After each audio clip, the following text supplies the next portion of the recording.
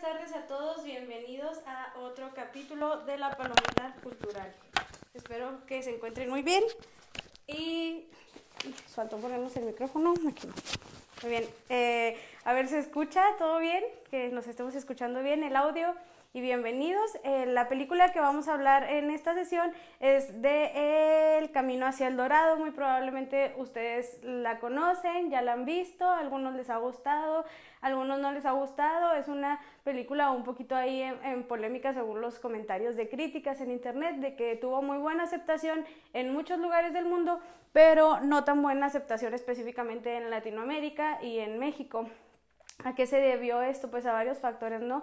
La mayoría de las personas que hacen sus comentarios sobre esta película dice que se debe a que a los mexicanos no les gusta que les cuenten sus propias historias, ¿no? Es una película hecha totalmente en Estados Unidos y se habla de culturas mexicanas, de varias culturas, bueno, de ahora del territorio mexicano, culturas originarias de América. Pero no habla propiamente de una sola sociedad, porque ustedes saben que pues en estas cápsulas vemos la sociedad específica de la cual se habló en una película, pero no es el caso en esta película que se toque una en específico, sino simplemente es una película de ficción, es una película más que nada dirigida al público infantil y toma aspectos de varias sociedades americanas. Para empezar, pues se dice en la historia que El Dorado era un lugar, ¿no?, que estaba todo hecho de oro, que llegan los conquistadores a América y que están esperando encontrar pues como que este gran tesoro de oro, el valor que tiene el oro para la cultura occidental, que esperaban encontrarlo en el Nuevo Mundo, que es América. Pero se dice que este lugar estaba localizado con otra sociedad totalmente, que no era una sociedad en la que tenemos ahora maya en Yucatán, sino que era una sociedad de Colombia. Pero luego hay otras historias que dicen que realmente no era un lugar lleno de oro, sino que era un rey de esas sociedades en el centro de Colombia, que tenía demasiado producto de este metal, entonces, bueno, de este elemento, entonces se bañaba en él y todo lo que lo rodeaba estaba hecho de oro, no precisamente como las construcciones o demás, sino su vida como que era repleta de oro. Pero están pues ahí entre una y otra, ¿cuál será la historia de verdad? Pues muy probablemente no está reflejada en la película. Lo que sí es que las personas que han visto la película pues podemos visualizar algunas características de las sociedades mayas o las sociedades mayenses que están en la parte de la península de Yucatán. Vemos o en Quintana Roo el templo de Tulum, o de alguna otra sociedad de Belice, de Guatemala, un poquito de pedacito de Honduras, y es donde agarramos más referentes para decir que están hablando de una cultura maya y no precisamente de una cultura que esté más en Centroamérica o en América del Sur.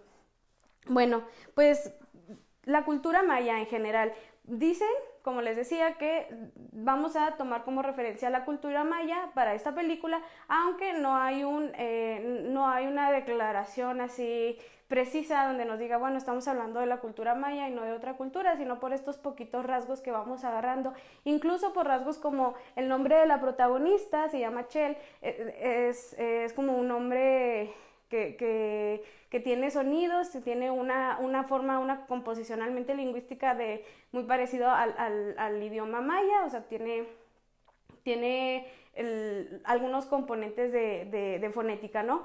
Y también incluso el nombre del brujo y de algunos lugares, ¿no? No son nombres propiamente mayas, pero hay como un uso de la fonética muy similar al idioma.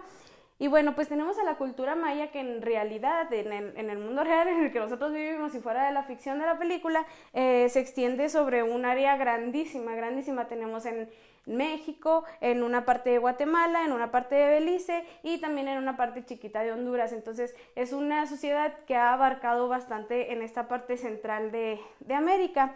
y comprende varias partes. Está dividida también en espacios, como hablábamos de las culturas americanas, de que tenemos como que las llanuras y luego las tierras altas y un poquito que el desierto y demás. Pues pasa igual con las sociedades mayas. Tenemos la parte que comprende a las tierras altas entre Guatemala y Chiapas, que esto va muy relacionado con cómo está la geografía en ese lugar, las altitudes, las latitudes de cómo en los lugares en los que viven las comunidades. Están las tierras bajas del sur, que son más o menos en áreas guatemaltecas, y están las tierras bajas pero del norte, que esto incluye principalmente a la parte de México en el área de Yucatán.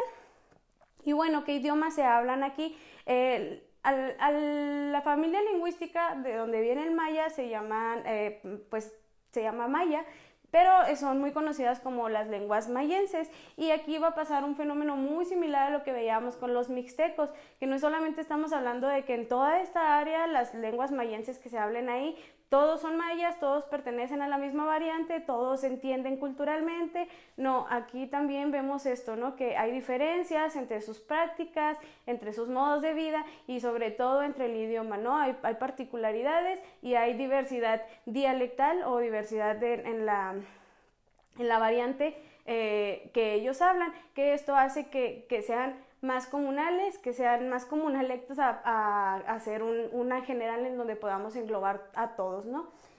Y bueno, como les decía, hay varias cosas que se critican en esta película en respecto a la sociedad maya, pero pues hay que tener en cuenta que es difícil tratar de encascar todo lo que incluye una sociedad o todo lo que es una sociedad en una película, y sobre todo cuando es una película de ficción y muchas veces pues realmente no muestra los datos tan verídicos de cada una de las sociedades.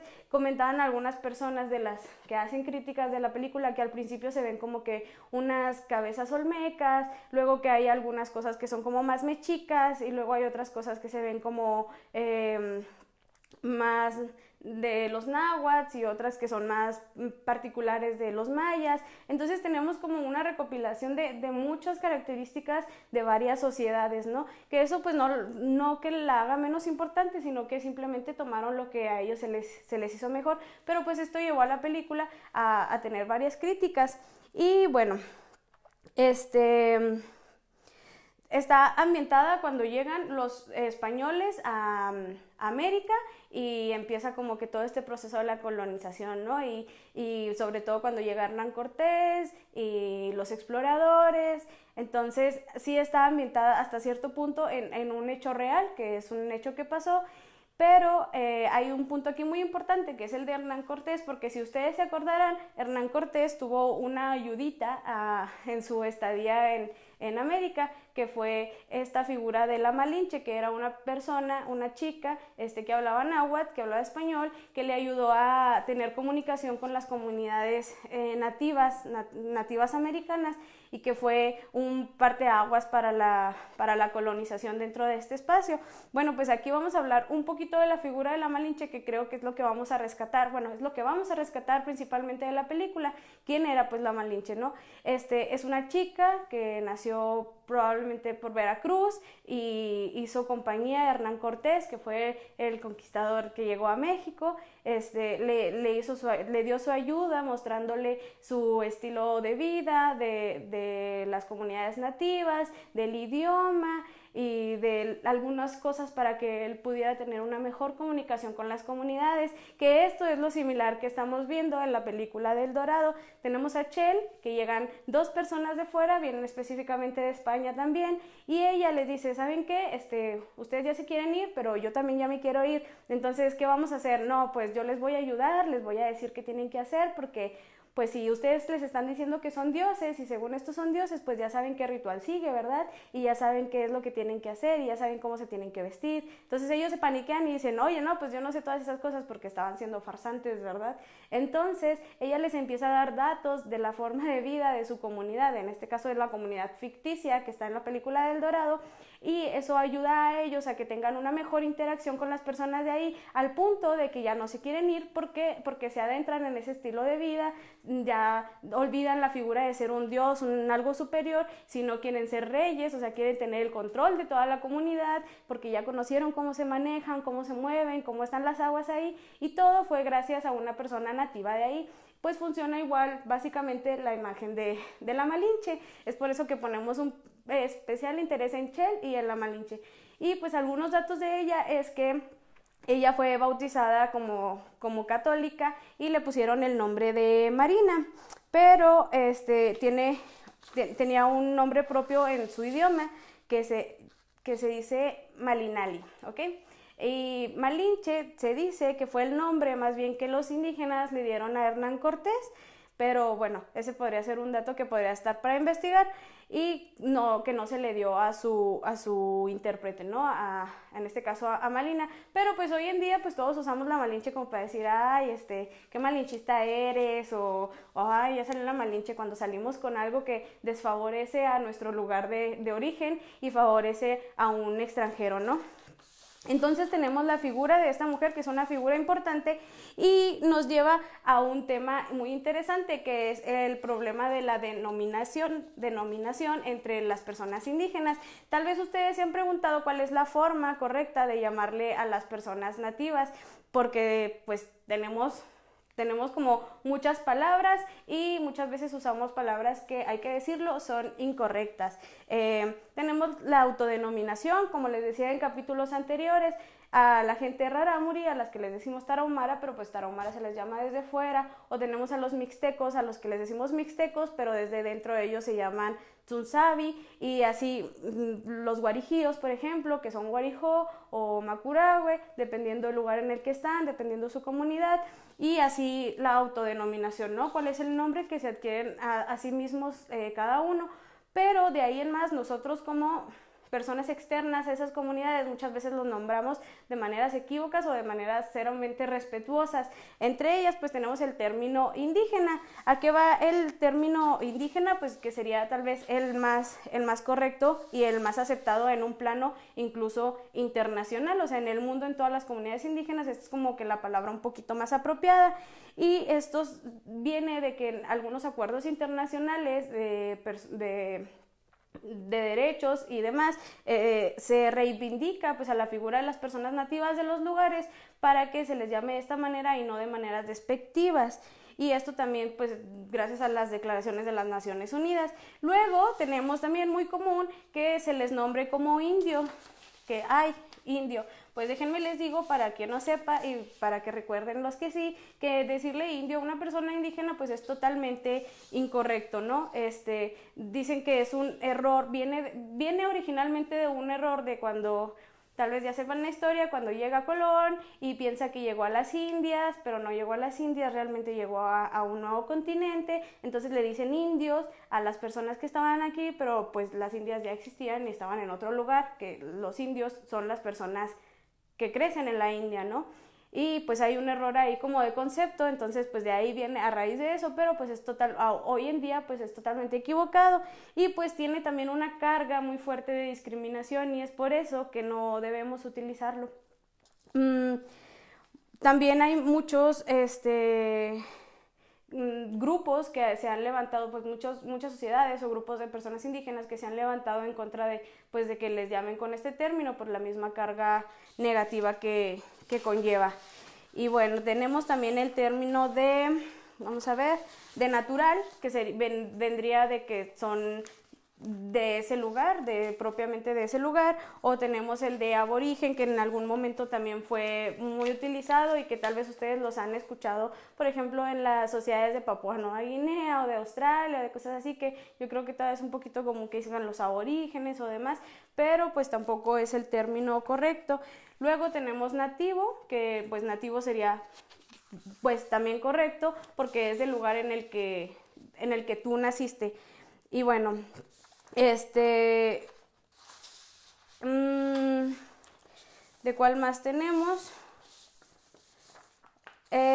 También tenemos que del nativo y del originario se han despertado algunas disputas porque dicen las personas, por ejemplo, pues yo que no pertenezco tal vez a algún grupo indígena directamente, no estoy autoadscrita a ninguno, ni adscrita por alguien más a ninguno, y que ellos dicen, bueno, pues yo también soy nativa porque nací en algún lugar, una persona mestiza, y se crea ahí como un pequeño conflicto en el que dice, pues, ¿qué los hace más originarios a unos que a otros, ¿no? Entonces, esto ha llevado, pues, algunos problemas, pero sobre todo a también tratar de centrar más los conceptos y la Declaratoria de los Derechos de los Pueblos Indígenas y también de los derechos de las personas por medio de la ONU, pues dice que no es solamente el que nazcas en algún lugar, ¿no? Sino también tener un sector específico de la sociedad en la que naciste, que haya una identidad, que haya territorio, que esté basado todo lo que ellos creen de su existencia como pueblo, en algo, en conocimientos más ancestrales, en formas de vida más ancestrales, y que todo esté también propiamente sus patrones culturales, ¿no? Sus instituciones, incluso sus sistemas políticos, sus sistemas legales. Entonces es una constitución del todo. Por ejemplo, nosotros nacemos, no sé, algunos bajo ciertas características culturales, ¿no? Yo, por ejemplo, que la Navidad o que tal cosa, ¿no? Entonces eso me hace propia de una cultura, en este caso la cultura occidental, pero tal vez mi compañero nació bajo otro patrón de comportamientos culturales y eso lo va a hacer propio de otra cultura, quizás él es maya o quizás él es mixteco o incluso quizás él es americano o español o otra cultura completamente distinta. Estas particularidades de cada una de las culturas son lo que nos hace ver que somos parte de ella y lo que nos hace ver que no es solamente que seamos nativos de algún lugar, ¿no? Sino que traemos un bagaje de cómo hemos crecido y cómo nuestra familia se ha desarrollado bajo un espacio específico. Y pues las leyes también han avanzado mucho en esa materia, pues ahora se tiene que respetar mucho el cómo llamamos a las personas que son indígenas, qué derechos tienen, porque en cierto momento todos como humanos pues somos sujetos de derecho y tenemos los mismos derechos, las mismas libertades y obligaciones, pero como nacemos en diferentes culturas, muchas veces esto se ve transgredido y no se les brinda las mismas posibilidades a una como a la otra. Entonces, pues alrededor del mundo ha habido muchos movimientos, tanto de las mismas sociedades como de agentes externos e internacionales, para que todo esto se vea hasta cierto punto menos corrompido y todas las personas sin distinción de qué cultura hayamos nacido, pues tengamos las mismas oportunidades los unos con los otros.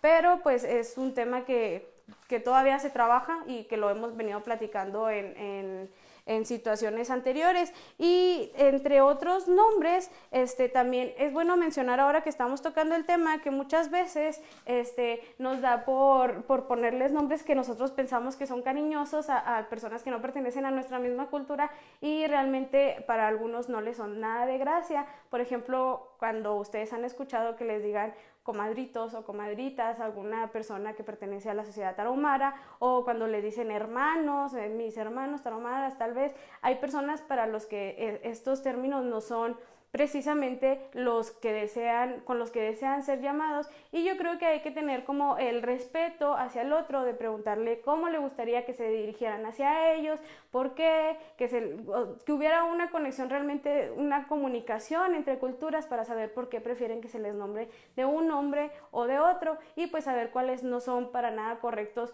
pues humanamente no son respetuosos en ninguno de los casos, que creo que eso es más que nada responsabilidad de cada uno de nosotros, tener una participación, ¿no? De una participación muy social, de saber cuál es la forma más propia de dirigirnos a los demás. Y pues vean nada más en el lío en el que nos mete la Malinche, es un lío muy grande, cómo denominamos a las personas, cómo las tratamos, no por ser de diferente cultura, sino simplemente por ser otros seres humanos. Y ¿qué les podemos decir más? También pues las situaciones que conllevan esto, ¿no? La discriminación no solamente por la forma en la que llamamos a las demás personas, sino pues todo lo que se relaciona por estar incluido en ese sector de la población que es llamado de tal forma, ¿no? Si eres indígena estás en un territorio rural, y a qué lleva eso, a peleas con las tierras, a que seas desplazado. Si eres un indígena urbano, eres visibilizado o no eres visibilizado con la sociedad con la que vives. El fortalecimiento o la pérdida, en todo caso, de las identidades de cada uno. Los centros de movilización, en qué espacio se puede mover una persona por ser considerada indígena o no ser considerada indígena, la migración, cómo afecta la migración a los espacios indígenas, que también eso lo habíamos visto en el capítulo de la película de Roma.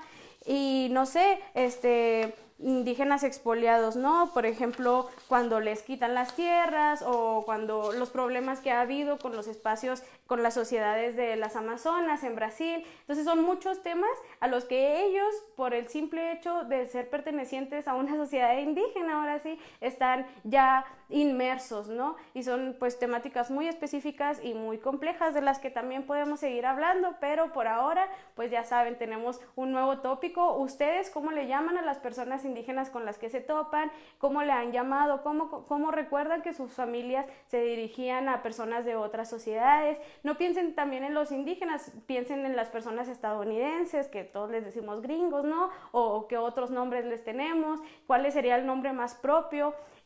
Cuál es el nombre que a ellos les gusta, porque pues yo he escuchado que les gusta llamarse más americanos que gringos, o no sé. Entonces ahora vamos a reflexionar un poquito a esto, respetuosamente, cómo nos estamos dirigiendo al otro y cuál sería la forma más propia de dirigirnos al otro.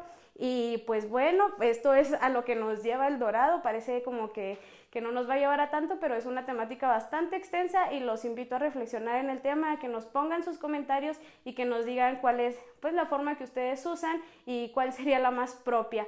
Muchas gracias a todos por este capítulo de la Palomita Cultural. Espero que pues hayan traído su refresco, hayan platicado y estén pensando en este tema ahora y que les haya ido también bien en la reflexión del tema pasado. Y pues bueno, muchas gracias, nos vemos la semana que entra y los invito a que no dejen de ver el contenido de Cultura en Casa de la Secretaría de Cultura, porque pues todos los días tenemos muchísimas actividades de las que ustedes también pueden ser partícipes. Muchas gracias y hasta luego.